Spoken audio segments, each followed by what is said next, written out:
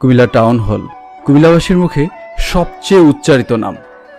1885 সালে ত্রিপুরার মহারাজ শ্রী বীরচন্দ্র মাণিক্য বাহাদুর কুমিল্লা শহরের প্রাণকেন্দ্র কান্দিরপাড়ে 10 বিঘা জমির উপর নিজস্ব অর্থায়নে একটি ভবন তৈরি করেন, যেখানে পরবর্তীতে কুমিল্লা বীরচন্দ্র পাঠাগার ও নগর মিলনায়তন তৈরি হয় এবং টাউন হল হিসেবে স্বীকৃতি পায়। ত্রিপুরা রাজ্যের রাজপরিবারের স্মৃতি বহন করা এই টাউন হলটি কুমিল্লাবাসীর গৌরবেরও প্রতীক। কুমিল্লায় ভাষা আন্দোলন, স্বাধীনতা যুদ্ধ সহ বিভিন্ন স্বাধিকার আন্দোলনের কেন্দ্রবিন্দুও ছিল এই টাউন হল। প্রতি সন্ধ্যায় কুমিল্লার শ্রমজীবী বন্ধুদের মেলা বসে এখানে।